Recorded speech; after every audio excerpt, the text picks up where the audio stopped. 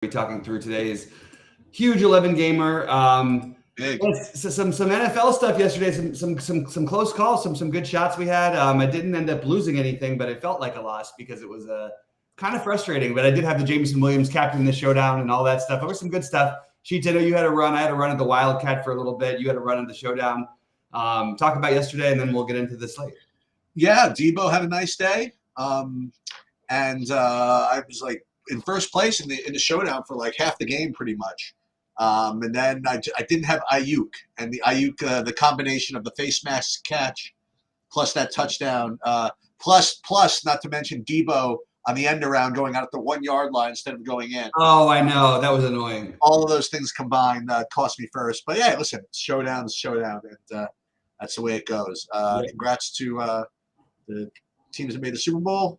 Both very interesting games. Tales of two halves, I guess, in both games. Yeah. But so got no football for 2 weeks, but we got a whole bunch of NBA. We have MMA back on Saturday. We have LOL pretty much every day. And also, if I'm not mistaken, we got vroom. We got freaking car racing coming up soon. Let's go. Yeah, bro. Brandon to lay it on us, what we're supposed to do there. It'll be a good combination of Brandon telling us who to play and me trying to figure out how to play it. You know, and I'm really looking forward to that.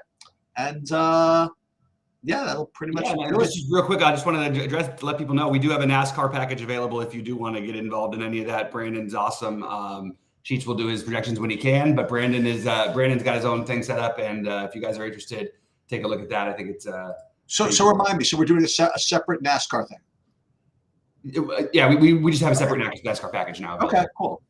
Some people asked for some of Brandon's. No, I just wanted to say the right thing. Okay, good. Yeah. All right. So should we? You ready to jump into this? Yeah, I'm in. We'll get into this big old slate. With football. Really, Baltimore crushed my dreams, though. I really was hoping for them this year, and too many mistakes down inside the red zone. Yep. All right. So you have the Knicks and Charlotte first. Yeah, I have Knicks and Charlotte first. And again, this is like what we're going to do is we're going to go through game by game. We're going to reference my sheets or whatever, and then we'll talk about our plays. And then at the end of it, we're going to do a Saberson build. I've already uploaded the projections, and I've not run it yet. So I like doing this, and I try to figure it out based on our game by game stuff, who we think might show up, and whatever. So Knicks Charlotte, right now, I don't really see much of anything on the Charlotte side, but on the Knicks side, like these weird guys are showing up. I guess guys are out, right? Because I'm seeing Brunson is a good play, but I'm also seeing Josh Hart and Randall's out. Help me, Quentin Grimes at 30% ownership, 3,700. He's showing up, and that's pretty much all I have, at least on early look. What do you got here? Yeah, I mean, with no Randall, I don't care about the 9,300 price tag for Brunson. I think that he's a priority. You do worry, about Charlotte getting killed, but at least they're at home. And the Knicks are, down pieces, obviously. But I have it rated at least. I have it a note to try to get at least one or two of these guys. And Brunson being the main one, Hart being the second. That's your natural one. Then Grimes would be the third for me. Although I might move Grimes up. He's 3,700. I like the idea of getting McBride as a pivot. He's not going to be unowned, but he'll be lower owned than Grimes. And I'm not getting to OG, but I have no issue if you did, or DiVincenzo. But the main ones would be Brunson, Hart, and Grimes for me. Let's talk about this for a second, because I didn't see until I pulled up the projections and I just looked at the board here why all these guys were popping. I didn't realize that Randall was out. So before we forget about projections for a second, right? So if Randall is out, that means they're missing scoring and rebound, right? Mm-hmm. So we talked about Brunson, right? He's got to pick up the scoring, but shouldn't we be thinking about like you mentioned Anunoby, but isn't that somebody you really want to play if we're trying to replace rebounding? I don't know. I'm just kind of throwing it out there. Hart would be Hart's a better rebounder than. Oh, okay. And I mean, better. It's hard. It's kind of hard to measure, I guess, depending on their whole history. But yeah, Hart just at his price point. OG is a terrific real life basketball player who's not a guy you should, in my opinion, mostly be looking towards for offense. Can you get different with him as a tournament play? I think totally. Yeah, why not? But there's never been a game in his career where I've been like, oh, this is a good OG game. You know what I mean? Okay. It's just not the kind of guy he is. He's just going to play good basketball. He's going to do all the right things, and occasionally he'll get himself into it. But this could be. We haven't really seen him in it as, you know, I guess you'd call him the secondary scorer here. I don't know if you'd call DiVincenzo or him or whatever. And we haven't really seen him like that before. So I don't mind him taking a shot. But I do think that I don't think he'll project well no matter what. But I just think that it's an interesting way to get different, because I do think the Knicks are going to be popular and for good reason. But I just think the main thing is just focus on Brunson. I know there's other good plays at point guard like Luka. I think those two guys make a lot of sense. So we can move on to the next one. Well, hold on. What about the Charlotte side? Over the weekend, they had all these guys out, and then a bunch of guys played a bunch of minutes. I mean, nothing's showing up for me right now, but you got LaMelo Ball is questionable, you know. So if he's out, I mean, we just certainly have to address that. And you look at any of these Charlotte guys? Only if LaMelo's out. I think Brandon Miller has proved that he's a pretty good tournament player consistently, and he's really finding himself more at the NBA level. You're going to have some up and down games, but I don't think on this 11 gamer that you're going to want to try to force any of this stuff in unless somebody's out. Okay. Nobody stands out right now to me. All right. Next up, we have the Clippers and Cleveland. Boy, how good are the Clippers playing? They beat the hell out of Boston the other night in Boston. Beating the hell out of everybody, right? No, yeah. Point per dollar wise, nothing is really standing out too much on either side. Jared Allen, Donovan Mitchell, closest I can come up with. So unless somebody's out, don't think this game is going to be much of a priority for me. You like anything in this game at all? I don't have anything that I'm naturally getting to, and it's a big slate, so I've always liked to make it smaller. But just worth noting with all the Clippers, I mean, they're gonna one of them's gonna get there pretty much every night. It's hard to know which one it's gonna be. I guess you could take a shot with Harden. It's not a great matchup, but just there's too many other good games I think for me to go there. I think Donovan Mitchell's kind of interesting. You could play, instead of maybe going Luka, you could play him alongside Brunson or something like that. I wouldn't play him over Brunson, but he certainly has a ceiling here, and they're going to need his scoring and everything. So Mitchell is a secondary play. Maybe I have Plumlee as in a long list of potential value guys. It doesn't feel great, but then you looked, 32 out of the last 5. That's sort of a pretty good, reasonable number. If we can get it over 30, you'd be thrilled with that. So I do have him as a thin value play potentially. And Mobley is supposed to be back and in for Cleveland, just for what it's worth. Even with that, I still think Mitchell's an interesting tournament target. Yeah, I mean, this is like you were saying, this is like a 10, 11 game slate, and I forgot to mention all this. So we have 7 o'clocks, a couple of 7:30s. I mean, it's spread out. Yeah. Throughout. Well, but there's nothing super late. You know what I mean? So there's a 9 o'clock game. Right. Are there other games, by the way, that are after that are not on the slate? Or, I mean, I just asked. It's funny. It's a good question. I actually hadn't looked at that yet. Yeah, there is. I think that the Trailblazers game's at 10. Okay. I think they just took that one off the list. Okay. Kind of good in general. They just take the 2 Trailblazer games off anyway. That's probably a good idea. New Orleans, Boston is very similar to me. I mean, in terms of wanting to keep something, a big slate small. You just look at it, everybody seems like they're in. You know what I mean? Even Porzingis was in shoot around. New Orleans looks completely healthy, and usually on a big 11 game slate, those are going to be, games to fade, and that's kind of where I'm coming in. I mean, Tatum always has a ceiling, and that would be the only guy I would really get to here. Aside from that, it just seems like a game to avoid from DFS. Yeah. I'm trying to address what BMAC is saying here in Discord. He's one of our members. He's saying Mitchell is probable, but you think he sits. I don't know why. Why do you think that? Usually if a guy's announced probable, it's very, very rare without a downgrade we would have heard by now, I think. But I'm just curious if there's something I don't know. The Boston thing, Horford is if you look at the projection, they definitely are hedging. Nobody's got him between 14 and 20 throughout the industry. Horford may legitimately sit. Porzingis is legitimate. He and Porzingis are both questionable. Probably one sits. Probably not enough for me to do anything here, but look, nothing wrong with Jaylen Brown. I think that would be if somehow Porzingis sat, I think Brown and Tatum are both pretty interesting. And New Orleans feels really cheap. It's a really tough matchup, but if this game stays close, all those guys are like fine. I just think I'm probably not going to end up getting them realistically. So yeah, I know Mitchell's dealing with the groin, but if they announced him probable, I'm not going to just assume he sits. We'll see later on, of course, but nothing about the line looks like he's going to sit. Clippers are favored by 2. If he was out, I'm guessing the Clippers would be like 7 or 8 point favorites. All right, next up we have Utah Brooklyn. Yeah, these Utah games have been pretty attractive, both on the Utah side and sometimes on the other side. And today's no exception. Specifically on the other side, it's very rare that you get a whole bunch of Brooklyn guys showing up as top values. But that's what I'm getting, at least early.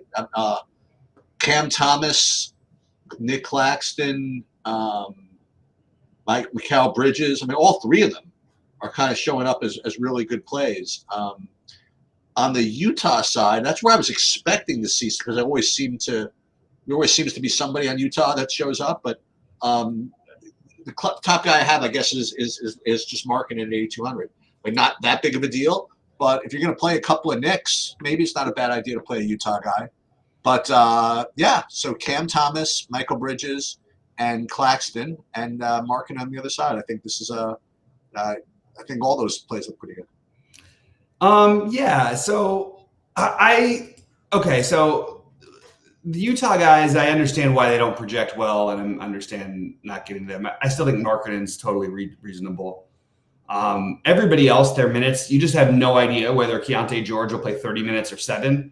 True. And you don't know whether Chris Dunn's going to play 25 or 12. Clarkson and Markkanen, we've both seen play less than 20. It feels like just like playing roulette, and I just wouldn't do that on this type of slate personally. You just feel like you're just spinning wheels and guessing. I think this is a ridiculous projection on Nick Claxton. I think that the Cam Thomas with ownership is something that I generally like to be away from. He's hitting shots. That's not a thing. You know what I mean? When you play DFS, the guys who are on fire are not the guys you necessarily want to keep playing. But in all fairness, they haven't really raised his price all that much. So I like Cam Thomas as just I think he makes sense, but I don't think that at this ownership that it's like the right thing to necessarily do that on an 11-game slate when he's extremely volatile. Another volatile one is Spencer Dinwiddie, who's 5,300 and has been over. He would have 6x this price in 4 out of his last 6. So all of these guys look okay. If I had to pick right now, I probably would I guess lean with the chalky Thomas, but I would really rather do something different because of the ownership, if I can. So I'm debating what I want to do with Cam Thomas and Royce O'Neal and all that stuff later. I have Brooklyn as just a big question mark for myself right now because Ben Simmons is coming back. We don't know how many minutes he's going to play, and that's going to cut into this as well. Who knows what they do? They've started him in the past in these situations. So a lot of stuff I still feel like TBD for Brooklyn for me. I haven't figured this one out yet. And we've got Cam Johnson being mentioned. This is my problem. You've got 7 players projected at double-digit ownership. That's just never going to, it's just, okay, you at some point you're just guessing. And I just would rather try not to if I can. So going to have to wait to see on Brooklyn. Well, Phoenix against Miami. I mean, this is on projections doesn't look like something you really want to. Doesn't stand out, but I mean, you have the traveling road show of Devin Booker that's going on right now. I mean, like 1, 2, 3 road games in a row with 8 million real life points every game. Over 40 real life points, 3 games in a row, all on the road, which is sort of amazing. Yeah. But and now he's making he shot 17 of 23, 22 of 37, 17 of 26. Like that's ridiculous. It is ridiculous. And back to back ain't no fun, and back to back against Miami is no fun either. He's gonna be like 2% owned again, though. You know what I mean? I don't know what to do. I might end up just playing him for spite. I don't know. Well, look at this. In his last game with 44 real life points, including a grand total of 1-3. But the problem in that game, you wouldn't even want, you barely take that game. Brunson's probably going to get right around there today anyway. You've got, other guys at 11K. I don't know. Like you kind of want the 60, I think, for the 10K guys these days. You do. And he can get that, but I'm not betting on it happening on a back-to-back. I'm not. I don't know. Listen, as far as projection goes, this game is a complete pass for me. So yeah. But let's put it another way. Like if he does pop off for another 60, I'm going to get a little pissed. But that's okay. 60 there's like Donovan Mitchell could get 60 tonight. Brunson. All those guys I feel like are just in better spots. But I hear you. I agree. Look, I'd like to do something creative, and Miami has been just such a tragic basketball team until like Jimmy Butler finally took things into his hands a little bit the other day. It looked like it was nice to see that back. I think that's it. If you're making a play in this game, I think it's either Jimmy Butler or Tyler Hero. I don't think you have to make a play in this game. I kind of like the idea of Jimmy Butler at no ownership, and there's been a lot of talk, and now they need to start winning games, and you get the All-Star break coming up, so you can sort of go all out a little bit more. Just there's something a little bit got my Jimmy radar up a little bit, so wanted to mention that. Sacramento, Memphis. Yep, Sacramento, Memphis. I just have kind of one random, really good-looking play here, just out of kind of nowhere, and that would be Jaren Jackson Jr. At 8,100. He just has a good projection here, and not getting much of anything else from Memphis, nor am I getting much from Sacramento, if anything. Let me just see what's his name looks like for a second. Sabonis. No, not even Sabonis. So for me, if I can, like, what's better for me, Jaren Jackson Jr. or Larry Market and St. Price? These are questions. But I like both of them. Yeah. All right. Let me just do something really quick because we had Jolly in the chat asking about a New Orleans stack, which obviously would be like the worst way you could possibly play this slate would be to stack New Orleans in Boston. But I was just wondering if there must have been a game or something that they all went off or something at the same time, because I've never seen it. But no, I guess they didn't. I guess it's just I don't know if it's a trolling question or not, but no, I have no interest in stacking up New Orleans against Boston on an 11-game slate. All right. Well, so I'm sorry, Sheets. What was the next one we were on? I'll do it again. I wanted to address the chat. My bad. Okay. Memphis, Sacramento. Oh, no, I heard what you said. I just couldn't remember the game. I just really like Jaren Jackson Jr. Nothing else is really standing out. Yeah, I don't mind Keegan Murray and on the Sacramento side, and Jaren Jackson Jr. I like fine. Like it's weird because he is like their number one, which is just not his natural role. So I don't think like he's any sort of lock type of play. It's a good matchup. He's always got a ceiling. I think he's fine. They're still shorthanded a little bit in Memphis. I kept trying to speculate and sometimes got the right pieces, mostly didn't. I think Jaren Jackson Jr. and Vince Williams are both fine, but I don't think anybody who makes the priority list for me in this one. Okay, what's up next? Washington. What's up next is Victor Wembanyama, having played 30 minutes. Yeah, I think this is pretty much kind of your easiest little lock and load, right? He's showing up as the top point per dollar play on the slate, which is very rare for someone of his price. I see him only, I don't say only, but 30% ownership. But I will say this, that they're projecting with 31 minutes. I think it is safe to say that there's more downside from that than upside.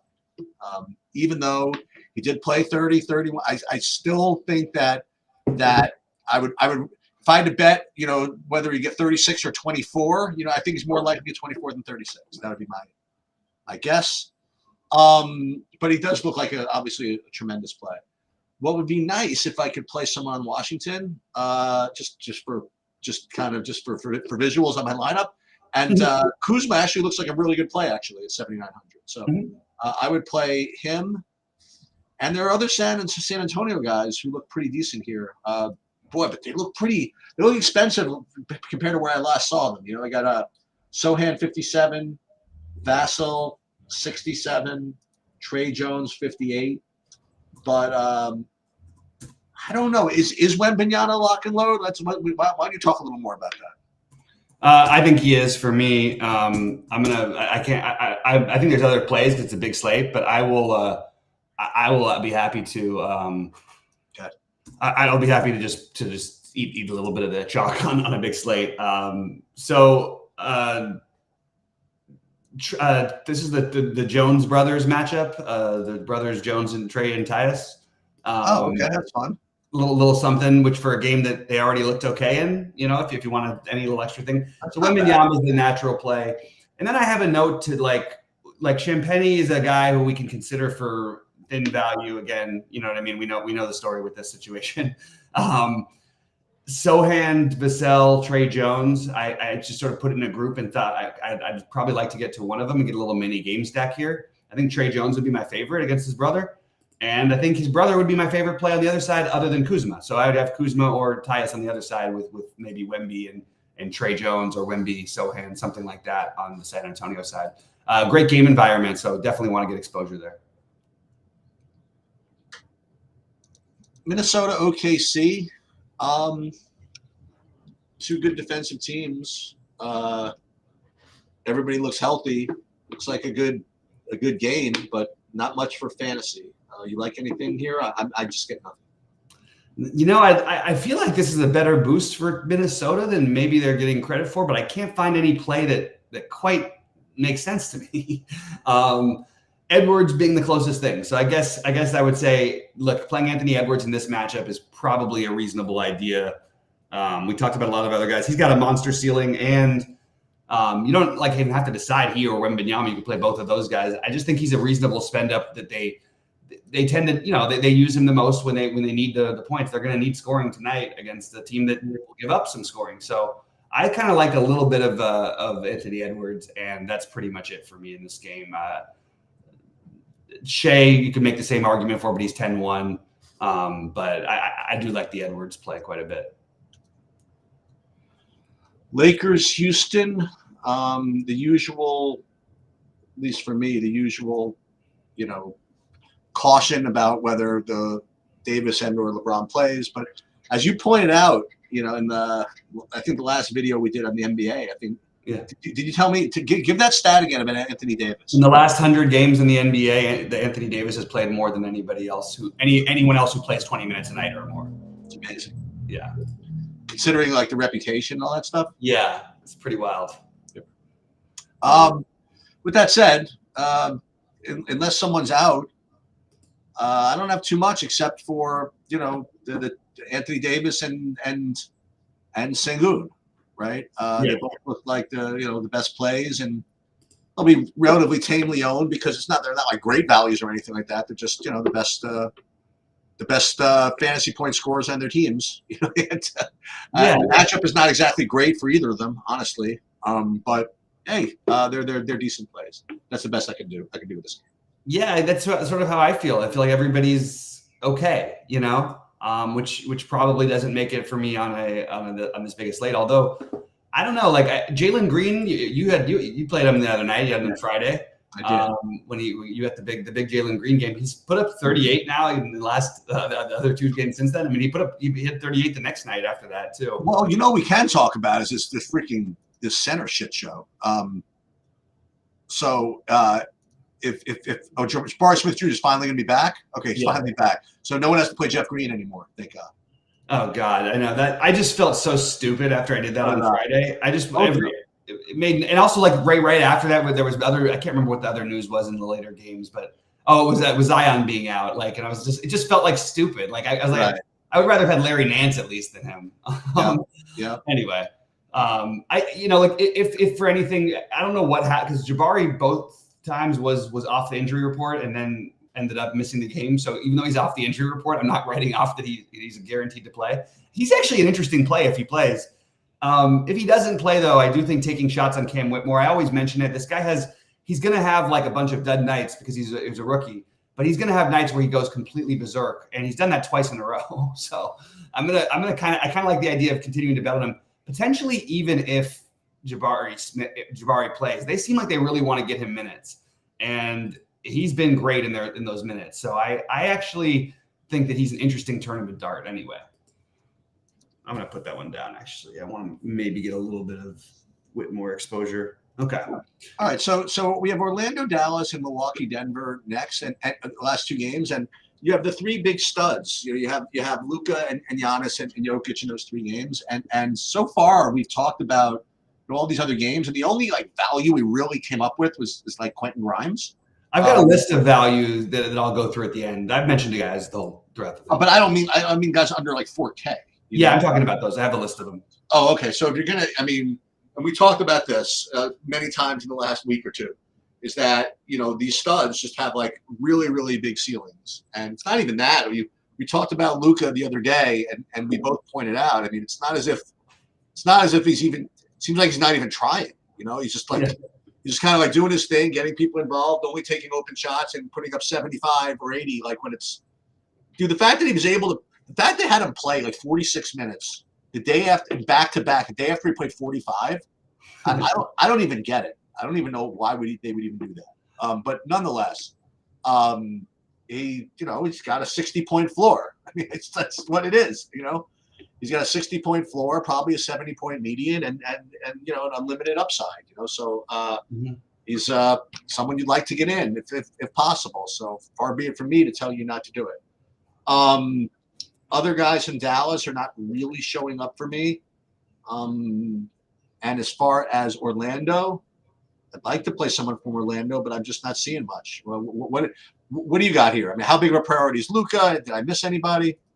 So the guy I would have thought for value is Jonathan Isaac has played over 20 minutes twice in a row, which I don't think that's happened in like 7 years. Oh, okay. This guy's an amazing fantasy point per minute guy. He's still only being projected at 16 minutes, but he did play 22 twice in a row.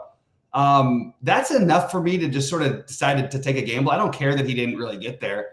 If I can start thinking of Jonathan Isaac as playing 20 minutes, and they raised his price a little bit, you're going to see some 10xing the prices in the not too distant future. This is a good matchup for it. So I think Jonathan Isaac is like a really interesting tournament play. I actually think people are going to get onto that one because if he's a fantasy producer historically, like an insane one. If you're going to start giving him 20 minutes, people are going to play him. On the Dallas side, Luka, terrible matchup, but it's Luka. There's no Kyrie. It's pretty simple. Like he's a priority, along with Wemby and Brunson, and you have to try and figure out how to do that because those would be the three guys that I feel the worst about fading today. Luka, I'd actually consider fading more than usual, but I'd want like more guys. I really like that 9K range. Maybe there is somebody else. We talked about Mitchell a little bit. But I do have Luka near the top of the priority list. And it is interesting because you have Exum technically questionable and Jones technically questionable. I'm sort of thinking they're going to play. And we got the Grant Williams price raise after he just exploded the other night and what did he put up? 53. So, maybe it's chasey, but I guess you could throw Grant Williams into your value consideration mix and maybe hope that Derrick Jones Jr. sits or something. But my guess is they play, and my guess is they end up with just Luka. It's pretty funny, though, because if he was 3,400, Grant Williams, and it is a big difference, obviously, but if he was 3,400 again or 3,700, 3,800 even, he'd be like 35% owned. Instead, he'll be like 1% owned or 0.5% owned. Just throwing it out there. Okay. So obviously, Giannis and/or Jokic are very, very reasonable pivots off of Luka, or even not even call them pivots. They just they also have big upsides, big ceilings, and they're also going to be they're going to be lower owned than Luka. I think. I mean, I currently have Luka at 18%, and the other two at less, right? Yeah. I have Giannis at 3, and I have Jokic at like 10. So you can certainly make the case for either of them. As far as other values from that game, not really getting much unless someone else gets ruled out. So like the early runs this morning, for whatever reason, had Reggie Jackson as the best value on the slate. I really couldn't figure out where that was coming from, and I'm glad to see that it sort of subsided a little bit. Thank God. Still looks okay. But I mean, look, thin value, Peyton Watson and Reggie Jackson have to at least be mentioned. Yeah. They are super cheap, and they're definitely on my list. And to sum up, I'll go through the guys who are my priorities for this. And I'm gonna run this stuff while you're doing that. Yeah. So I like Wemby. I like the idea of one of the Jones, Vassell, Sohan to go with it, with maybe Jones or Kuzma on the comeback. I love Brunson as a priority. Then I also like getting to one of Hart, Grimes, McBride, or DiVincenzo. Luka priority, but again, I understand if you don't get to him because the price is high. And then all of these value guys, and some of them are worse than others, so whatever. But I'll go through the guys who I've got as considered value: Champagnie, Watson, Reggie Jackson, Chris Dunn, or Keontae George, who are both 3,900 for Utah. Plumlee, Whitmore, Isaac. Of those, I actually feel better about Watson. Maybe Watson and Isaac at the moment. I'm gonna have to and Grimes. Grimes is the obvious one, I guess, but I would like to get some other exposure to some of these other guys, and I think Isaac and Watson are both really interesting. So I'm gonna probably get some exposure there. The Brooklyn situation is something I just have to figure out later today, and that's sort of my main look at two contrarian guys I like for tournaments: Butler and Edwards. And then Triple J is a popular guy who I probably don't end up playing much of tonight, but I'm up in the air on that one. Yep. Well, we're getting to the guys that we talked about: Victor Wembanyama, Grimes, this Nets, Luka's top spend, and then the guys that you just mentioned: Jonathan Isaac, Reggie Jackson, showing up as the values to make all that stuff work. Oh, and they had me play a little bit of your Miles McBride play here. So. Yeah, so getting to Victor Wembanyama is kind of like, I'm getting 100% of him right now before I do simming and stuff like that. And Luka is becoming sort of close to a priority as well. But we'll see how this all develops throughout the course of the day. And we're gonna 6 o'clock. Yeah, 6 o'clock we'll be live. Big slate, so a lot of different ways to go. I just want to encourage people to try and really think about your process on these kind of days where there's monster slates. Like Jolly's strategy of playing everybody from New Orleans, saying they're going to be low owned because they're like, that's just a ridiculous strategy. And you really want to stop, you don't want to play like 4 spend ups from one team as your thing on an 11-game slate. It doesn't matter if they get there. The way that they can get there, it's just impossible that you can't spread those out. And also Noah, who was mentioning that the value feels heavily favoring the Memphis guys. I see nothing from Memphis that's actually projected well, except for Jaren Jackson Jr. And he's not a value. He's 8,100. So I don't see where that's coming from. But I really think it's important that you try to make the slate smaller, try to find the guys you want to play, maybe find a couple pivots. And that's really how you treat these giant slates. Occasionally you'll find a game you like to stack or whatever. But you don't want to just play everybody from a team that's in a terrible spot because it's like, oh, well, no one else will do that. Because no one else is going to do a million other things you think of tonight too. You really can find great plays like Donovan Mitchell at low ownership. So I would just encourage people to make those kind of pivots rather than trying to come up with a whole, scheme of stacking this, a team because they have a terrible matchup, saying, well, if they're going to need everything from them if they get there. I just don't think you want to do that personally. Yeah, I mean, the other thing that we could talk about a little later is if you wanted to do some rules with some of these Knick guys, is it worth, I mean, I guess they're both cheap, but if you get to lineups with, say, McBride and Grimes, would you? It's a good question. I would probably not want to do that. I would try to separate those two guys personally. Okay. If you use Saber Sim, by the way, and use lineup builders, the important question to ask is at what point do you do that? Like and it's a little subtle difference. If you set that rule before you run your builds, it gives you a little bit different result than if you run your builds first and then you filter backwards. I'll get into more of that in like a different video and stuff like that. I recommend you build just straight up first and then put rules in after. It gives your pool of lineups a little bit more of a chance. I don't know. I'll get into that in another video. Yeah, I think that makes some sense though. All right, everybody. Well, good luck today, and we'll see